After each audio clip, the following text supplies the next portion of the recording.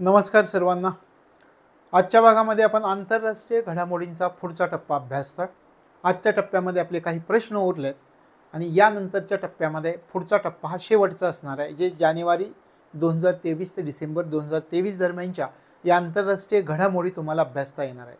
पण या ठिकाणी एक गोष्ट लक्षात ठेवणं गरजेचं आहे. आंतरराष्ट्रीय घडामोडी इथे सगळ्या अभ्यासल्या आणि त्या PDF समोर ठेवून अभ्यासल्या, त्याच्यानंतर टेस्ट सिरीज सगळ्या सोडवायच्या. त्या टेस्ट सिरीज आणि ह्या नोट्स जर एकत्र केल्या तर मग येणारा प्रश्न तुम्हाला सोपा वाटायला लागेल. मग या दृष्टिकोनातून आपण सखोल अभ्यास करण्याचा प्रयत्न करतोय की जेणेकरून जास्तीत जास्त प्रश्नांपर्यंत आपण गेलो पाहिजे. मग या ठिकाणी आपण आज सुरुवात करतोय, लगेच विषयाला सुरुवात करूयात. आजचा आपला कोणता पहिला प्रश्न आहे पहा, त्याचा विचार करूयात. पहिला प्रश्न, पुढील दशकामध्ये भारत आणि अमेरिकेतील व्यापार 100 अब्ज डॉलरपर्यंत वाढवण्यासाठी कशाची स्थापना करण्यात आलेली आहे. आता या ठिकाणी टास्क फोर्सची स्थापना करण्यात आलेली आहे. मग त्या टास्क फोर्सचं नाव काय हे पण आपल्याला माहिती असणं गरजेचं आहे. काय आपण म्हणतोय, कधीपर्यंत ध्येय ठेवलंय? पुढच्या दशकापर्यंत ध्येय ठेवलेलं आहे. काय करायचं आहे पुढच्या दशकापर्यंत? भारत आणि अमेरिकेतील व्यापार 100 अब्ज डॉलरपर्यंत वाढवायचा आहे. मग एक टास्क फोर्सची स्थापना करण्यात आलेली आणि त्या टास्क फोर्सला Bharat America electronics task force असं म्हणतात. एका टास्क फोर्सची स्थापना करण्यात आलेली आहे. भारत अमेरिका इलेक्ट्रॉनिक्स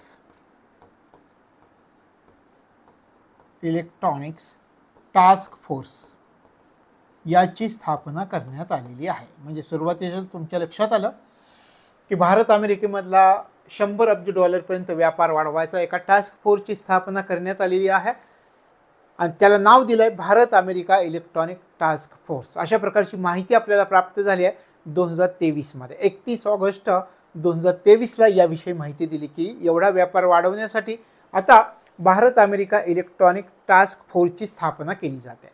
तुम्ही विचार करा, टास्क फोर्सचं काम काय असणार आहे? टास्क फोर्सचं काम असणार आहे दोन्ही देशांमधील व्यापाराला चालना द्यायची आहे, दोन्ही देशांमधील नाविन्यपूर्णतेला चालना द्यायची आहे आणि दोन्ही देशांमध्ये नोकऱ्यांची निर्मिती करायची आहे. मग कदाचित आपल्याला हे विचारतील की टास्क फोर्सचं काम काय आहे? साहजिकच आहे, पहिल्यांदा व्यापार वाढवायचा आहे म्हणजे व्यापाराला चालना देणं हे काम असणार आहे. दुसरं, हे सगळं करत असताना नाविन्यपूर्णतेला आणखी काही गोष्टी असतील की ज्याच्यामध्ये संशोधन करता येईल, तर त्या नाविन्यपूर्णतेला चालना पण द्यायचं आहे आणि नोकऱ्या पण निर्माण झाल्या पाहिजेत. तर अशा प्रकारे यासाठी भारत अमेरिका इलेक्ट्रॉनिक टास्क फोर्सची रचना करण्यात आलेली आहे. लक्षात आलं? उद्देश लक्षात आला? काय स्थापन करण्यात येणार आहे हे लक्षात आलं? स्थापन केल्यानंतर काय होणार आहे याचा आपण विचार केला. हे कधीपर्यंत करायचं आहे हे आपल्या लक्षात आलं. पुढच्या दशकापर्यंत आपल्याला करायचं आहे. पुढच्या प्रश्नाकडे जाऊयात.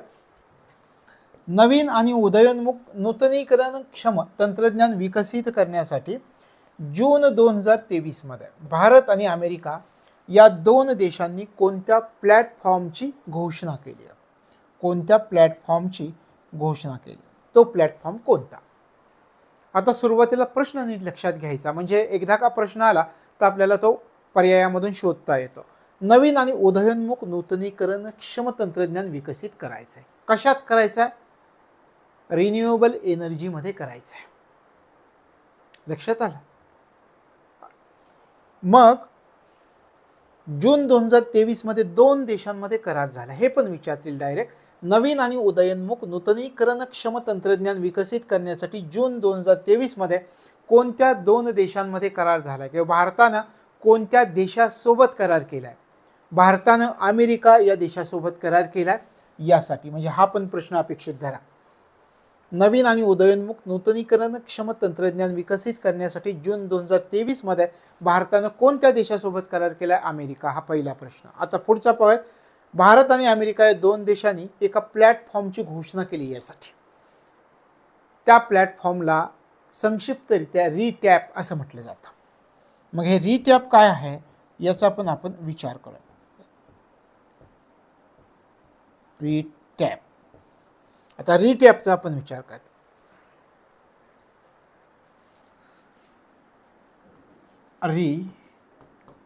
टॅप याचा लॉंग फॉर्म आपल्याला माहीत असणं गरजेचं आहे. काय आहे आता याच्यामध्ये हे कोणाचं हे लक्षात घ्या. US इंडिया याला प्लॅटफॉर्म कोणता आहे. US India renewable energy technology action platform. Renewable energy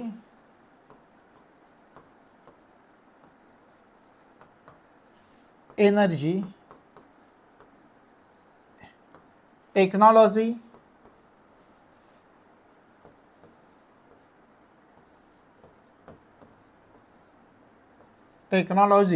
आणि आपण म्हटल्याप्रमाणे ॲक्शन प्लॅटफॉर्म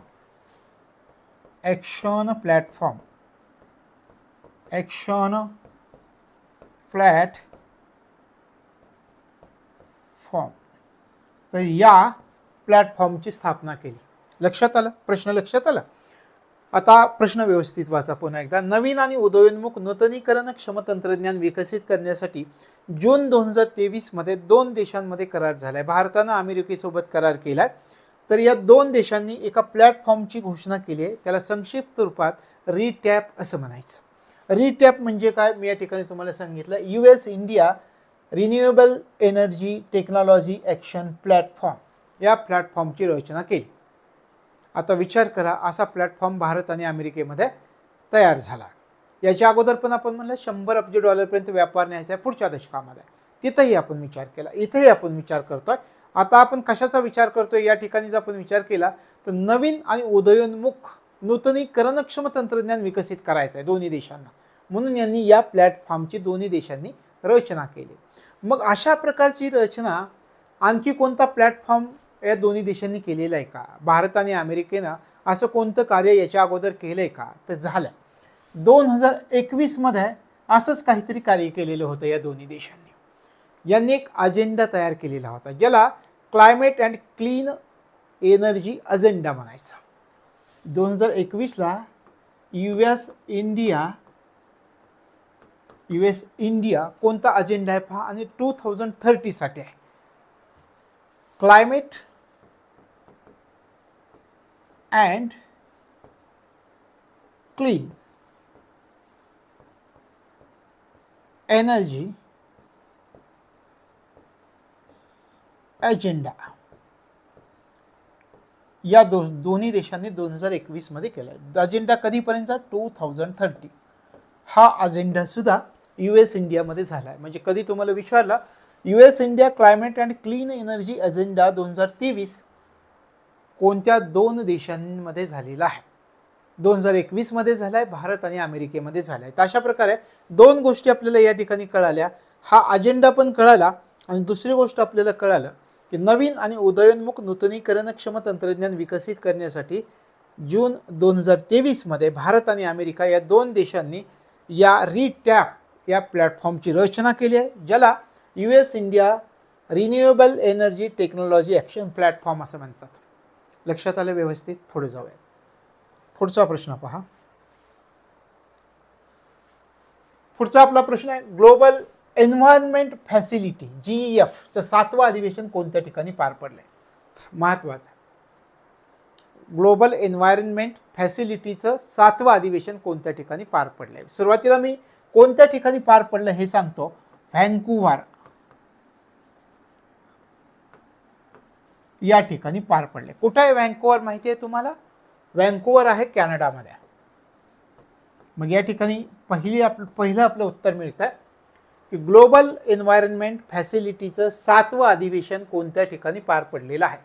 कोणत्या ठिकाणी पार पडले. ऑप्शनमध्ये व्हॅन्कुव्हर हा ऑप्शन असेल तो निवडायचा. व्हॅन्कुव्हर कॅनडामध्ये आहे हे लक्षात ठेवायचं.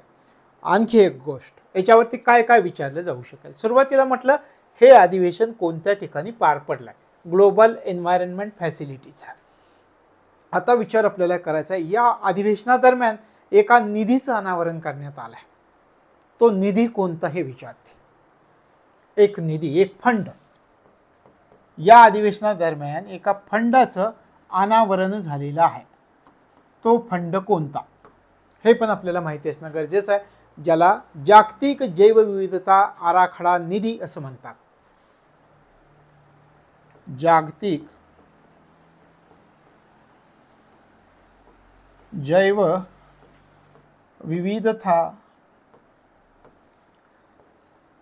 आराखडा निधी असं म्हटलं जातं ज्याला.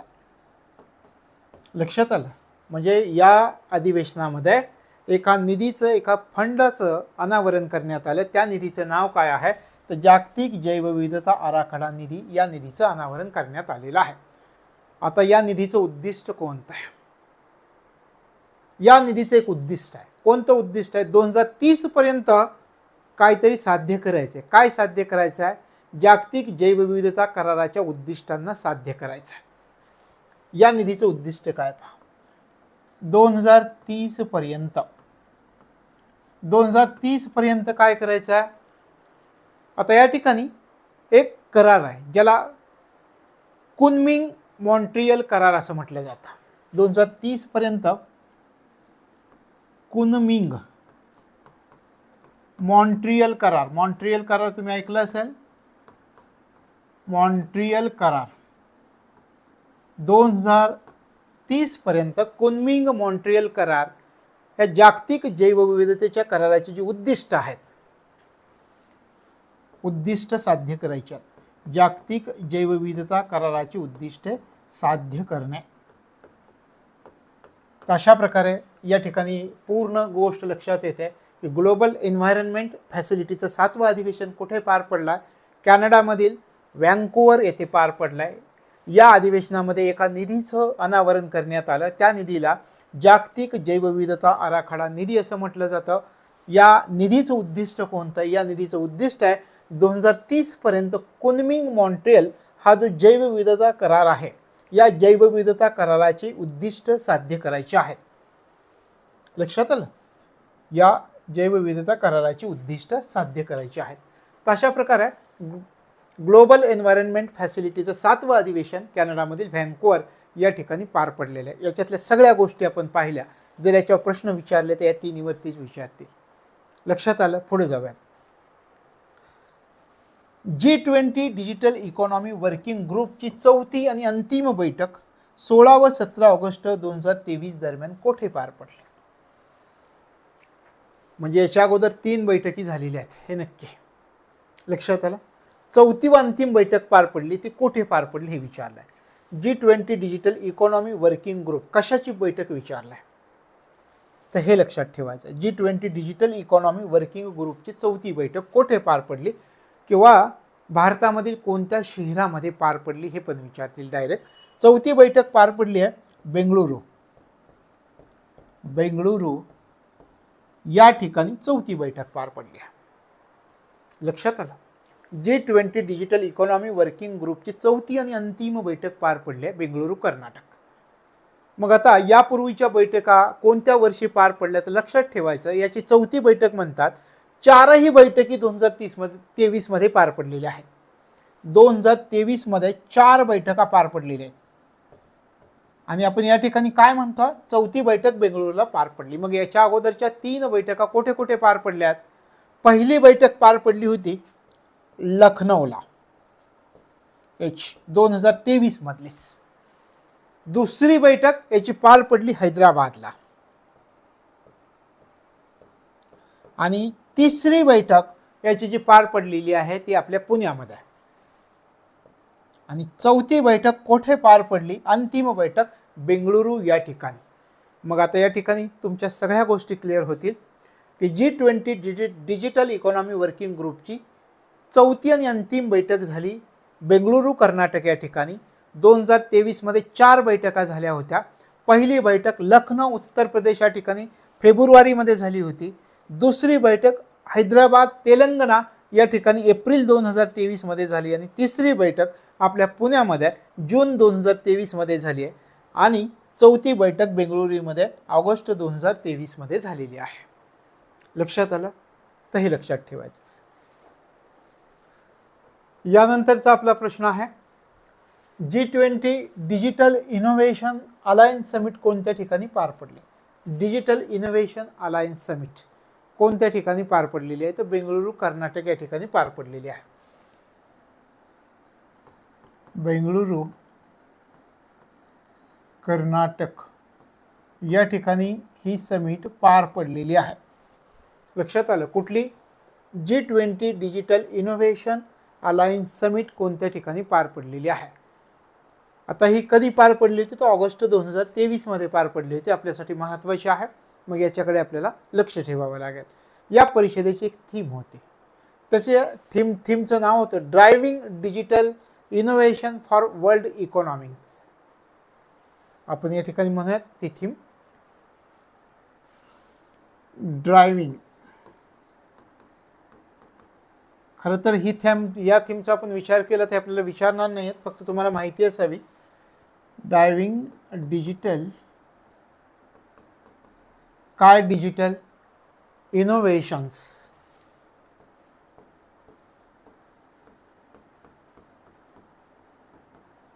ड्रायव्हिंग डिजिटल इनोव्हेशन्स कोणासाठी? For world economics, for world economies, for world economics. तर ही थीम आहे. पहा, ह्या G20 डिजिटल इनोव्हेशन अलायन्स समिटची थीम कोणती होती? तर ही थीम आहे driving digital innovations for world economics. आणि समिट कुठे पार पडली? तर बेंगळुरू, कर्नाटक ही या ठिकाणी समिट पार पडली. हे एवढं फक्त आपल्याला लक्षात ठेवावं लागेल की समिट कोणत्या ठिकाणी पार पडली? तर बेंगळुरू, कर्नाटक या ठिकाणी पार पडली. पुढच्या प्रश्नाकडे जाऊयात. 16 ऑगस्ट ते 2 सप्टेंबर 2023 दरम्यान G20 चित्रपट महोत्सव कोणत्या ठिकाणी पार पडला? आता हा महत्त्वाचा प्रश्न आहे. मग हा कोणत्या ठिकाणी पार पडला आहे? तर नवी दिल्ली या ठिकाणी पार पडला. या आपण म्हणतोय G20 चित्रपट महोत्सव नवी दिल्लीला पार पडला. याचा ओपनिंग चित्रपट कोणता होता हे पण आपल्याला माहिती असणं गरजेचं आहे. त्या ओपनिंग चित्रपटाचं नाव आहे पाथेर पांचाली. काय नाव आहे? पाथेर पांचाली. या महोत्सवामध्ये ओपनिंग चित्रपट कोणता दाखवण्यात आला? पाथेर पांचाली. हा चित्रपट कोणी दिग्दर्शित केला होता?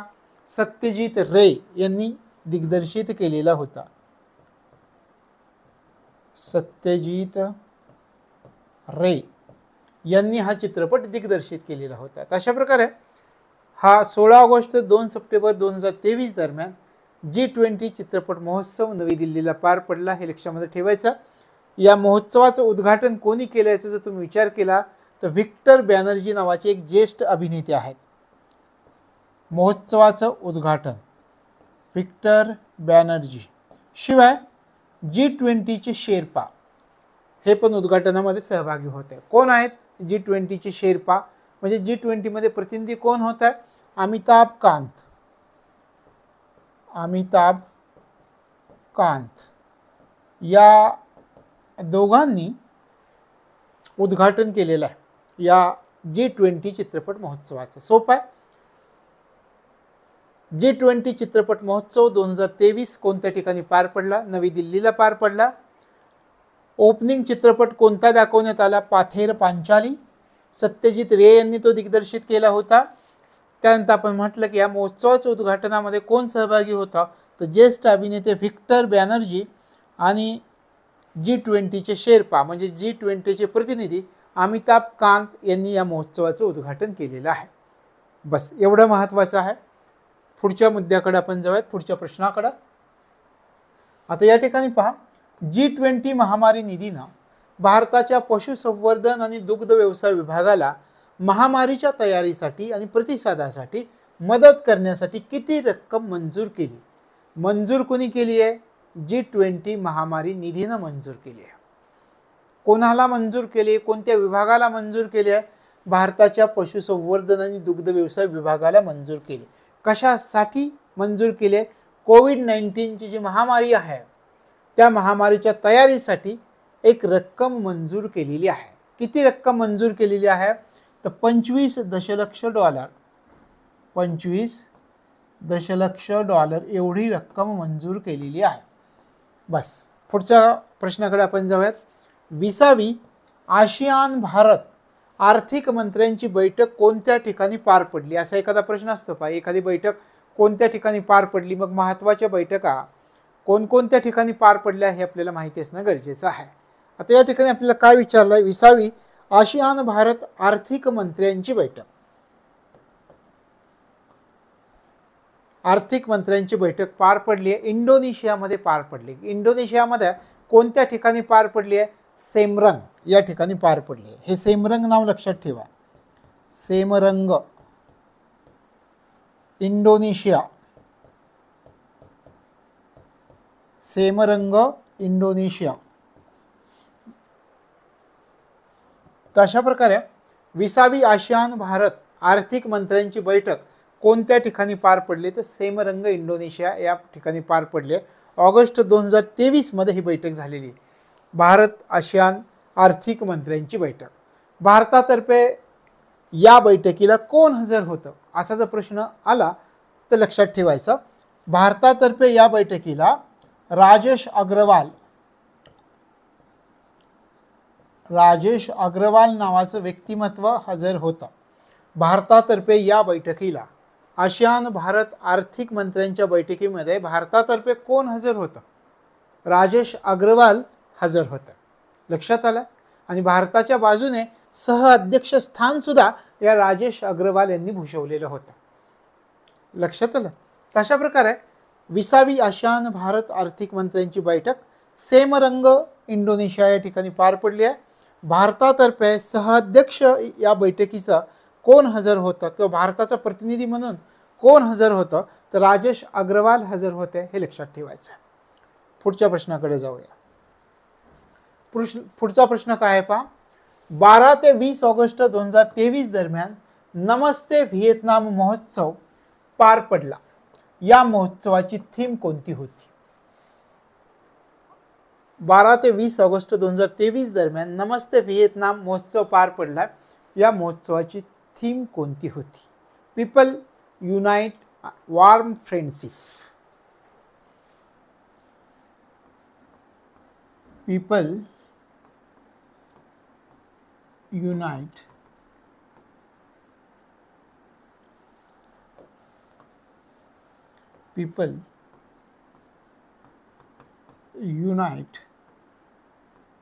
Warm friendship.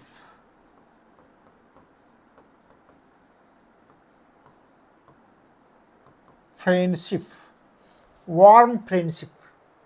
लक्षात आलं. नमस्ते व्हिएतनाम महोत्सव पार पडलाय. या महोत्सवाची थीम कोणती होती. People unite warm friendship. लक्षात आलं. आता हा महोत्सव कोणत्या ठिकाणी पार पडला हे पण विचारतील. तर या ठिकाणी 3 शहर आहेत. त्या 3 शहरांमध्ये हा महोत्सव पार पडलाय. लक्षात आलं.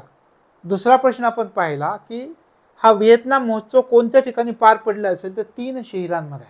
ती 3 शहरं कोणती आहेत याचा जर विचार केला तर हो ची मिन्ह हे शहर तुम्ही ऐकलं, याच्या अगोदर पण आपण चर्चा केली. दा लात आणि य होवा ही शहर आहेत. कोणकोणती पहा. 3 शहरांमध्ये पार पडलाय. हो ची मिन्ह हे एक शहर आहे. त्यानंतर आपण म्हटलं दा लात आणि तिसरं आहे य होवा.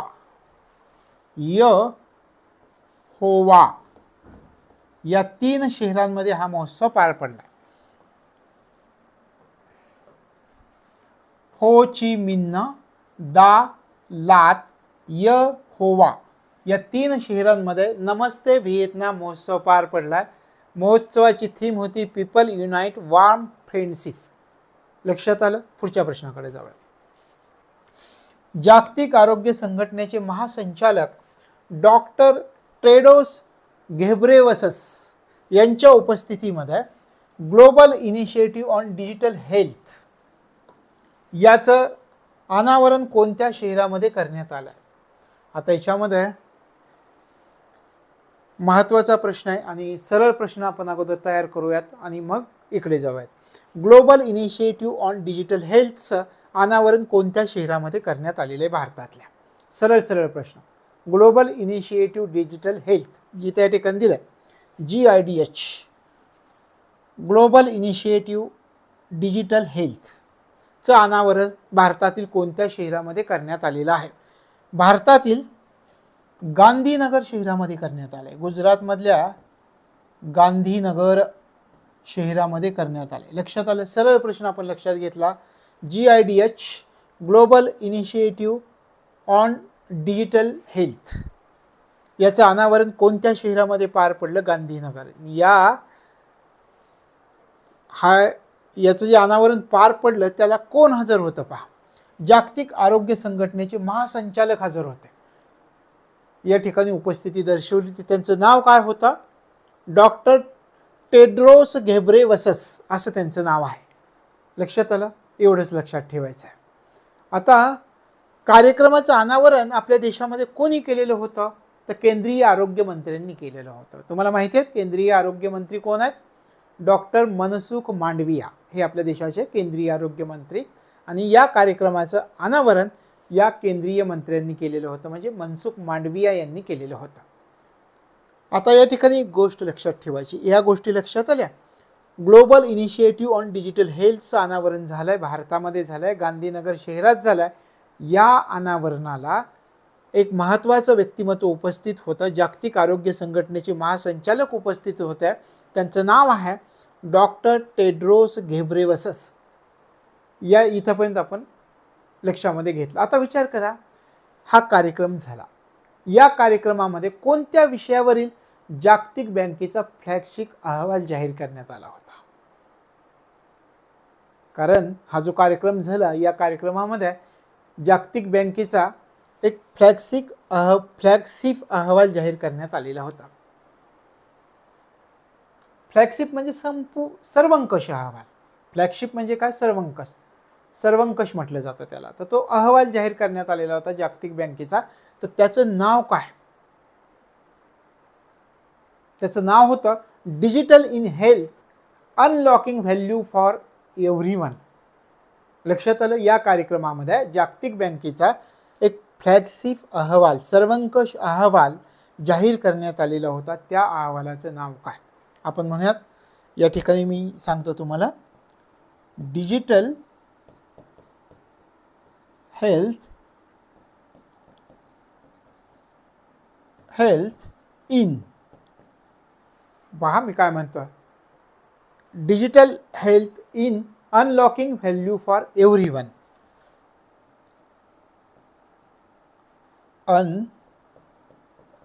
Unlocking value for everyone. लक्षात आलं?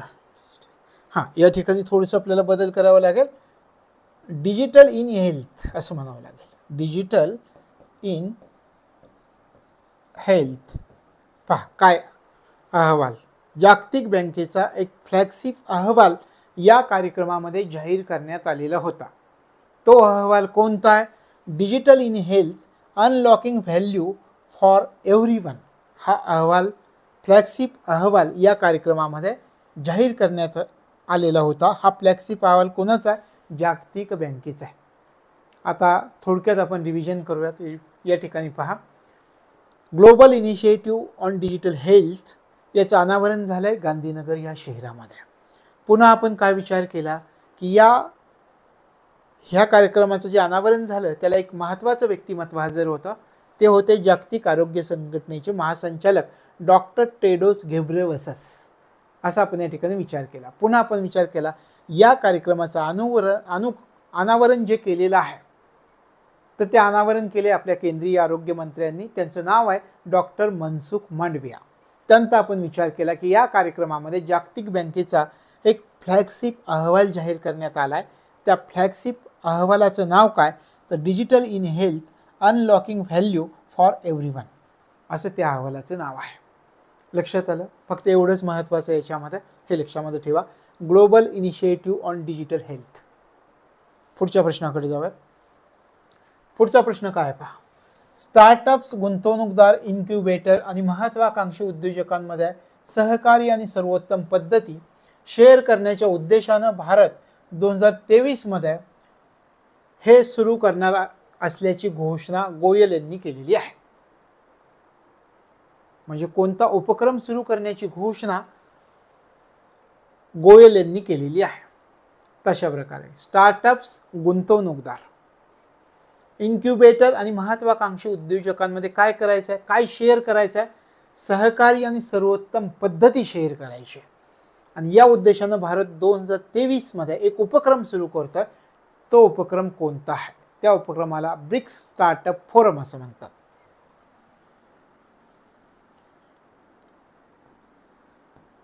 ब्रिक्स स्टार्टअप फोरम हा उपक्रम सुरू केलेला आहे किंवा सुरू करण्याची घोषणा केलेली आहे. लक्षात आलं? आता उलट तुम्हाला विचारलं, ब्रिक्स स्टार्टअप फोरम खालीलपैकी कोणत्या उद्देशानं सुरू केलेला आहे? लक्षात आलं? कोणत्या उद्देशानं सुरू केलं आहे? तर स्टार्टअप्स, गुंतवणूकदार, महत्वाकांक्षी उद्योजकांमध्ये सहकारी आणि सर्वोत्तम पद्धती शेअर करता यावी या उद्देशानं 2023 मध्ये ब्रिक्स स्टार्टअप फोरम सुरू करणार असल्याची घोषणा भारताने केलेली आहे. लक्षात आलं? आणि ही बैठक कोणाच्या अध्यक्षतेखाली झाली? आपण म्हटलं गोयल. कोणाची बैठक होती ही बैठक कोणाची होती? ब्रिक्स उद्योग मंत्र्यांची. ही बैठक ब्रिक्स उद्योग मंत्र्यांची बैठक आहे. उद्योग मंत्री. ब्रिक्स मध्ये कोणकोणते देश होते म्हणून मी तुम्हाला सांगितलं होतं, आणि आता किती देश झालेत म्हणून सांगितलंय, त्याच्यावरती प्रश्न अपेक्षित आहे. लक्षात आलं? तर हे लक्षामध्ये ठेवायचं आहे.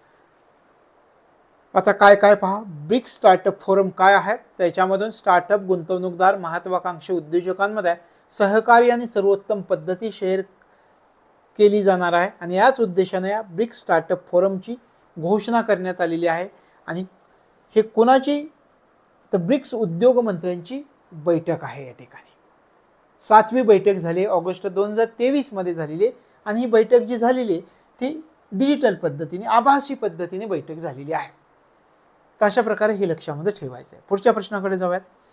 भारत व्हिएतनाम संयुक्त व्यापार उप आयोगाची 5वी बैठक 7 ते 8 ऑगस्ट 2023 दरम्यान कुठे पार पडली? भारत व्हिएतनाम संयुक्त व्यापार उप आयोगाची एक बैठक पार पडली. कोणत्या ठिकाणी? भारतात पडली. नवी दिल्लीला पार पडली. हे सोपं आहे, तुमच्या लक्षात राहील. नवी दिल्ली. भारत व्हिएतनाम संयुक्त व्यापार उप आयोगाची बैठक, 5वी बैठक 7 ते 8 ऑगस्ट 2023 दरम्यान नवी दिल्ली या ठिकाणी पार पडली आहे. लक्षात आलं? पुढे जाऊयात. भारतामधील CBI अकॅडमी आहे ही. तुम्हाला इथे उत्तर सांगतो. Central bureau investigation academy 8 August 2023 रोजी इंटरपोल ग्लोबल अकॅडमी नेटवर्कमध्ये सामील झाले. आपली CBI जी आहे ते इंटरपोल ग्लोबल अकॅडमी नेटवर्कमध्ये सामील झालं आहे. हे लक्षामध्ये ठेवायचं. Central bureau of investigation CBI. आणि मग 8 ऑगस्ट 2023 रोजी इंटरपोल ग्लोबल अकॅडमी नेटवर्कमध्ये सामील झाले. लक्षात आलं? हे लक्षामध्ये ठेवायचं. आता हे CBI अकॅडमी कुठे माहिती आहे तुम्हाला? हे जे म्हणतो आपण CBI अकॅडमी कुठे माहिती आहे? गाझियाबाद या ठिकाणी आहे. तुमच्या माहितीसाठी सांगतोय, आपल्याला परीक्षेत विचारले जाणार नाही. CBI अकॅडमीचा उल्लेख आला म्हणून आपण म्हटलं की कुठे आहे, तर गाझियाबादमध्ये आहे. तर ही CBI अकॅडमी आपले सेंट्रल ब्युरो इन्व्हेस्टिगेशन कोणत्या नेटवर्कमध्ये सामील झाले डायरेक्ट विचारतील. कोणत्या नेटवर्कमध्ये सामील झालंय? इंटरपोल ग्लोबल अकॅडमी या नेटवर्कमध्ये सामील झालंय. हे लक्षामध्ये ठेवायचे. आणि हे जे नेटवर्क आहे ना, या नेटवर्कची स्थापना 2019 मध्ये करण्यात आलेली होती. आणि आता भारत याच्यामध्ये भारताची ही अकॅडमी सामील झाली आहे, ज्याला आपण सेंट्रल ब्युरो इन्व्हेस्टिगेशन म्हणतो. लक्षात आलं? आता पुढच्या प्रश्नाकडे आपण जाऊयात. इटालियन मोहिमेदरम्यान शहीद झालेल्या भारतीय सैनिकांना श्रद्धांजली म्हणून पेरुगियामधील मॉन्टोन येथे कोणत्या स्मारकाचं अनावरण करण्यात आलेलं आहे? ही चर्चेमध्ये बातमी होती. मागच्या कालावधीमध्ये आपण जर विचार केला तर 2023 मध्ये, जुलै 2023 मध्ये ही चर्चेमधली बातमी होती. इटालियन मोहीम त्या दरम्यान शहीद झालेल्या भारतीय सैनिकांना श्रद्धांजली म्हणून पेरुगियामधील मॉन्टोन येथे या स्मारकाचं, कोणाच्या स्मारकाचं अनावरण करण्यात आलेलं आहे? त्यांचं नाव काय? त्यांचं नाव आहे VC यशवंत घाडगे. VC यशवंत घाडगे यांच्या स्मारकाचं अनावरण करण्यात आलेलं आहे. लक्षात आलं?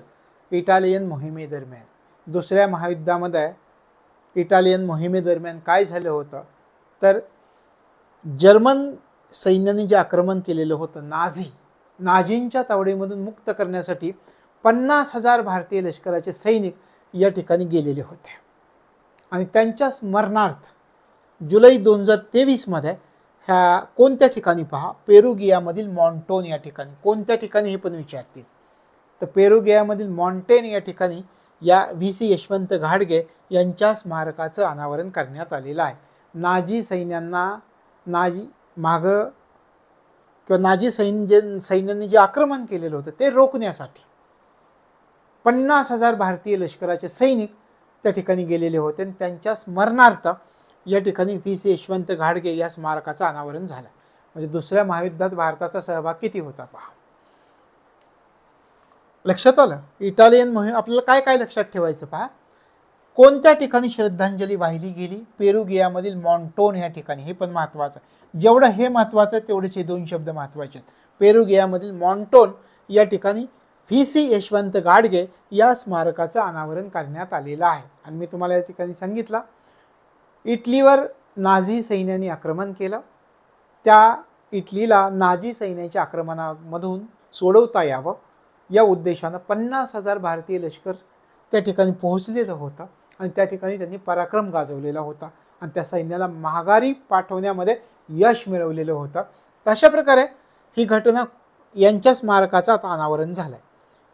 दोनच गोष्टी, कोणत्या ठिकाणी आणि कोणत्या स्मारकाचं. पेरुगियामधील मॉन्टोन येथे VC यशवंत घाडगे या स्मारकाचं अनावरण करण्यात आलेलं आहे. पुढच्या प्रश्नाकडे जाऊया. फेब्रुवारी 2024 मध्ये जागतिक व्यापार संघटनेचे 13वी मंत्रिस्तरीय परिषद कोठे होणार आहे? महत्त्वाचा प्रश्न आहे. फेब्रुवारी 2024 मध्ये, म्हणजे आता झालेली, आपण चर्चा करतोय त्यावेळी झालेली. तर फेब्रुवारी 2024 मध्ये जागतिक व्यापार संघटनेची 13वी मंत्रिस्तरीय परिषद कोणत्या ठिकाणी होणार आहे? अबुधाबी या ठिकाणी पार पडली असं म्हटलं तरी चालेल. आता तुम्ही अबुधाबी या ठिकाणी पार पडलेले. कोण अध्यक्ष होते याचे? साहजिकच आहे, UAE परराष्ट्र मंत्री याचे अध्यक्ष होते. त्यांचं नाव होतं डॉक्टर थानी अल झेयुदी. डॉक्टर थानी अल झेयुदी हे UAE परराष्ट्र मंत्री आहेत आणि या परिषदेचे ते अध्यक्ष होते. तशा प्रकारे फेब्रुवारी 2024 मध्ये जागतिक व्यापार संघटनेची 13वी मंत्रिस्तरीय परिषद कोणत्या ठिकाणी पार पडली? अबुधाबी या ठिकाणी पार पडली आणि त्याचे अध्यक्ष कोण होते? UAE परराष्ट्र मंत्री याचे अध्यक्ष होते. त्यांचं नाव होतं डॉक्टर थानी अल झेयुदी असं त्यांचं नाव आहे.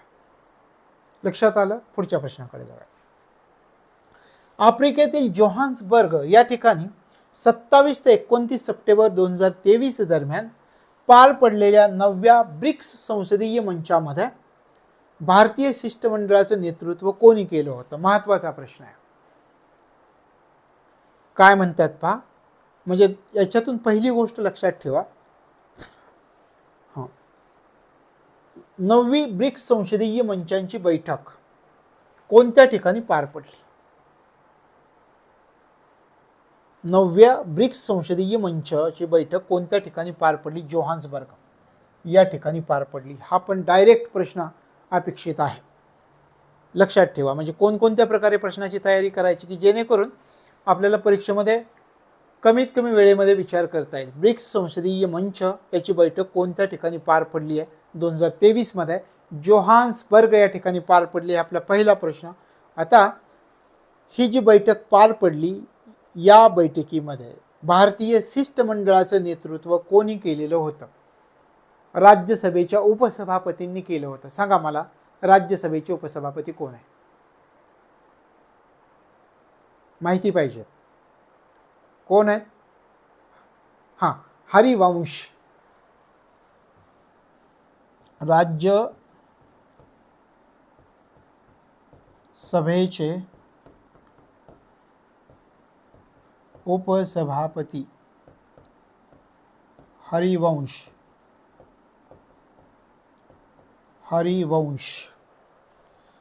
हरिवंश.